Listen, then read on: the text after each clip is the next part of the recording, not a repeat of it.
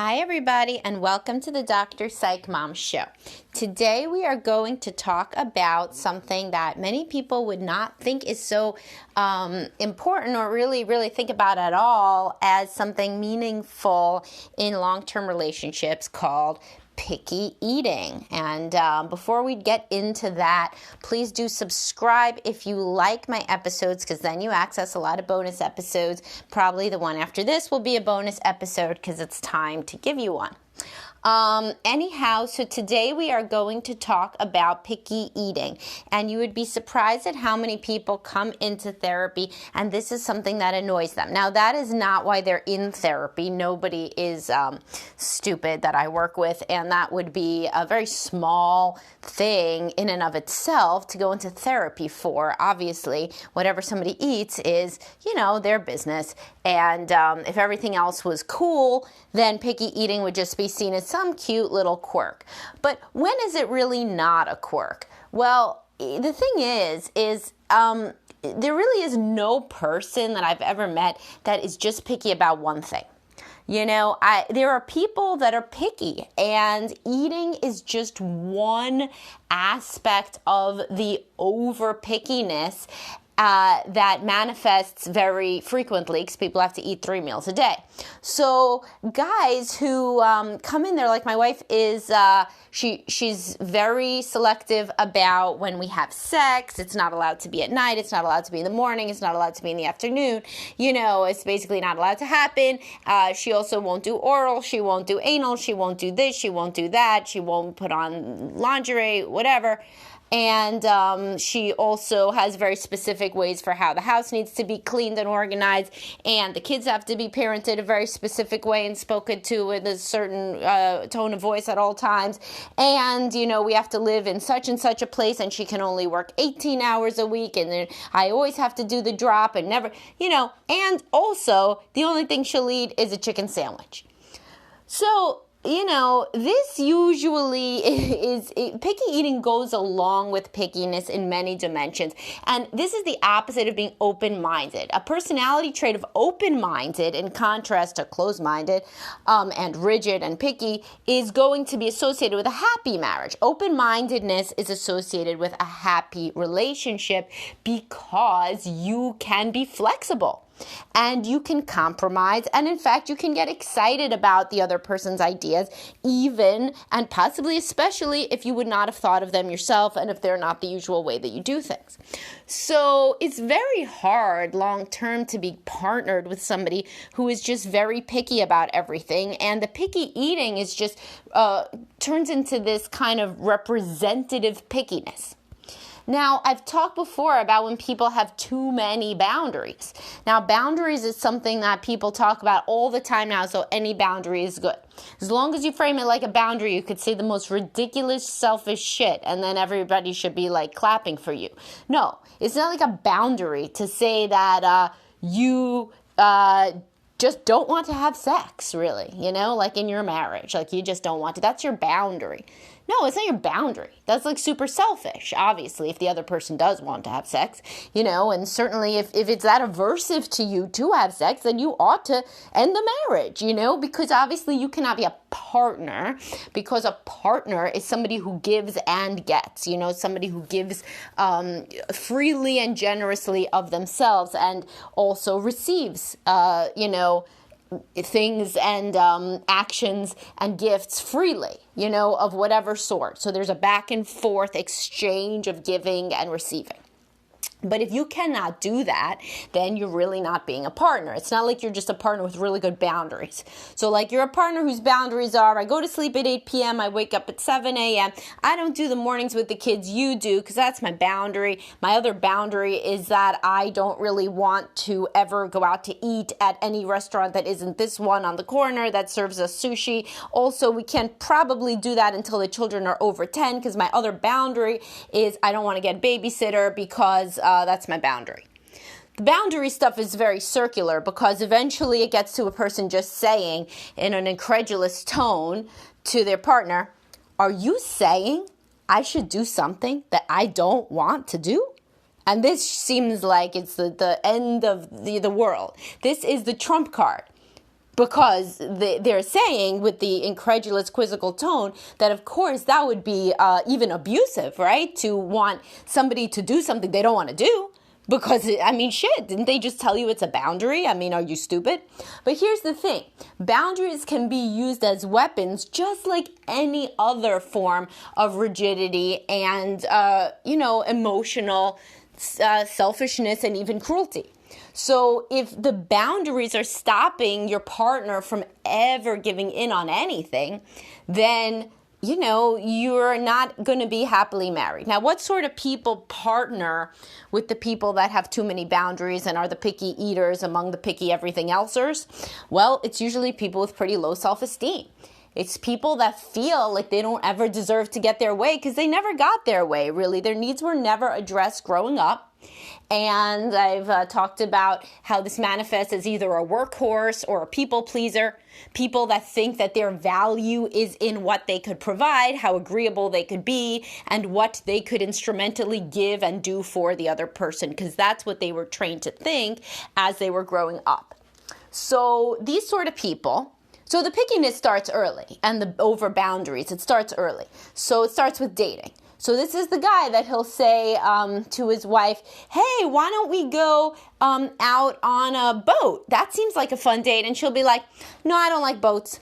And he'll be like, okay, well then why don't we go to Florida? I like to, maybe we could rent something on the beach. And she's like, no, I don't really like the beach. And he's like, instead of saying, okay, well, cool, why don't we just end this relationship because you don't seem to like anything I say? He says, okay, well, what about I find us a cabin in a temperate climate, at exactly the hours of the day that you want to be there. And then he already from the very beginning is putting himself in this extremely obsequious, sycophantic role where this other person, his partner, is telling him exactly always what she wants, and then he's dancing like a court jester in order to do it.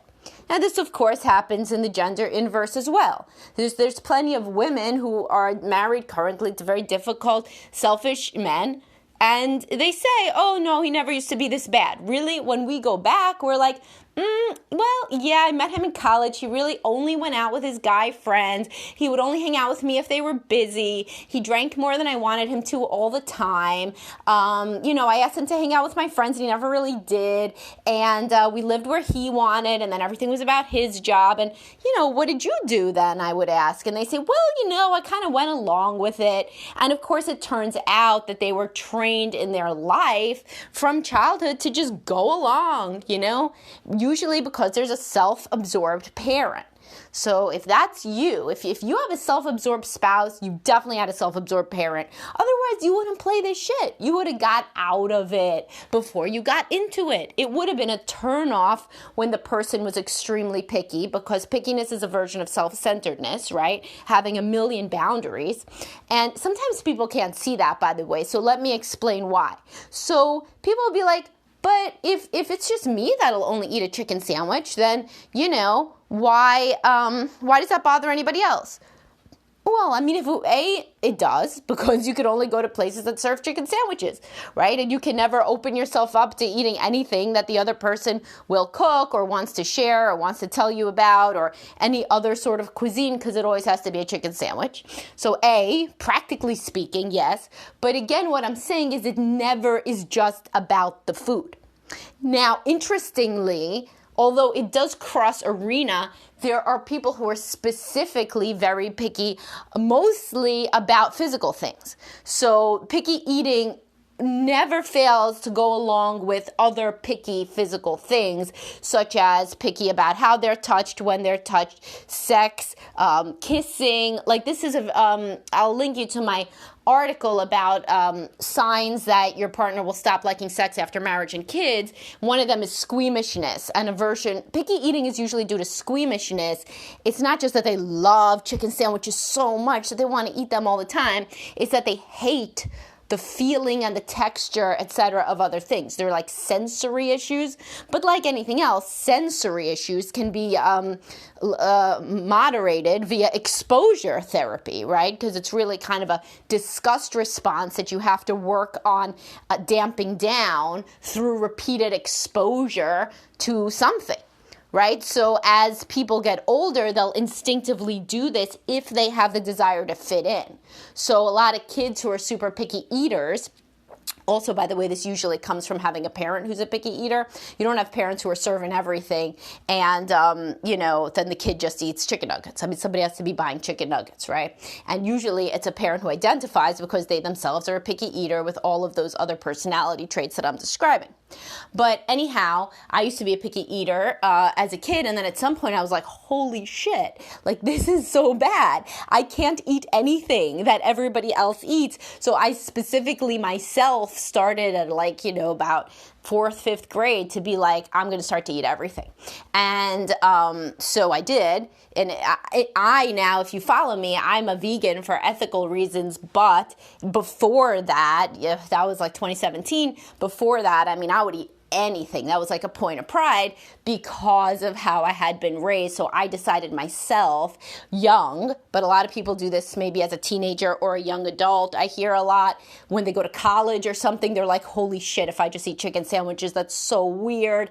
Okay, I'm going to kind of train myself to eat other things. And so what they previously thought was like this insurmountable disgust sensory reaction just like goes away because they start practicing fitting in and being more flexible. So that's obviously a positive sign for somebody to notice an inflexible style and specifically consciously work on ameliorating it with the goal of being more open-minded, and fitting in better interpersonally. So somebody who used to be very picky, like let's say in their first marriage, they were super picky about things, but now they've gone to therapy and they're trying to be open-minded.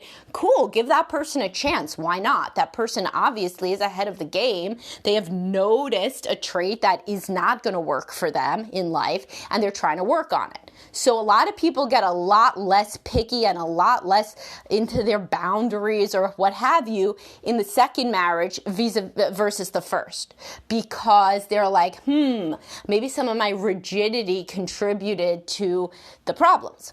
And so they have an eye on really limiting the amount of things they say no to and coming from a place of, yes, sure, why not, I'll try. That is the kind of partner that you really want, is somebody who says, oh, sure, sounds interesting, I'll try. So, I mean, really, if you're looking for kind of a summary of what to look for that I see is associated with happier marriages, it's being married to the person who says, I'll try anything once, why not? And that crosses category. So that would be in bed, that would be out of bed, that would be with work, that would be if you have some sort of an idea for a business you want to build, or if you have a new idea about where you think that the family should vacation, or whatever, versus somebody who says, nope, I know what I like. I'm the same person since I was basically 18 years old, never changed my opinions, and so I just am what I am. No, the I am what I am is very difficult to be partnered to. And in fact, John Gottman, a major marital researcher, indicates that one of the primary variables associated with a happy marriage for men, something that is in men that is associated with a happy marriage, is openness to influence, to the wife's influence, versus being completely closed to her influence. So, and saying, I am what I am. Don't try to change me. So this I see a lot with politics too. So as people age, their politics usually change in some regard. They get more open-minded about certain things, or they have different perspectives about major issues. And so I see a lot of people who struggle because they are trying to be more open-minded politically, more centrist maybe, and the spouse is still like, nope, definitely not. I will never rethink anything. I will not even have an open discussion about it. And that is, of course, linked to severe dissatisfaction in a partner. I mean, when you are very close-minded, it really does impede the other person in the marriage from learning and growing alongside you. And that is a common reason for divorce, is that especially women get very frustrated when they feel that the man has stopped evolving and that he refuses to take new information and even discuss things, So now she's decided, let's say, to take up yoga, and he makes sure to say that yoga seems like a load of shit. Right? So you want to be married to the person who says, oh, that's interesting. I'll take a class with you if you want. Cool. Sounds interesting. Tell me what you learn. Right? So everybody wants somebody who is supportive of their new ideas, and people change and grow all the time, right? So if you want somebody who's supportive, this can't just be supportive of the beliefs that you held when you met them 20 years ago. You want somebody who is also open to understanding new beliefs that you have learned through your life of, living and learning. So hopefully this podcast has made you think a little bit different about why you may be so triggered by a partner's pickiness when eating or anything else, and or if you are the picky partner, why it seems to upset your partner so much beyond what you think it should be if it's just how you are. That whole just how I am thing is not really associated with a dynamic, evolving, and therefore kind of alive and healthy relationship long term. All right, hope you guys found this useful. Please, again, do click on the subscribe link in the description, and be sure to email me any sorts of topic ideas that you have. Talk to everybody soon.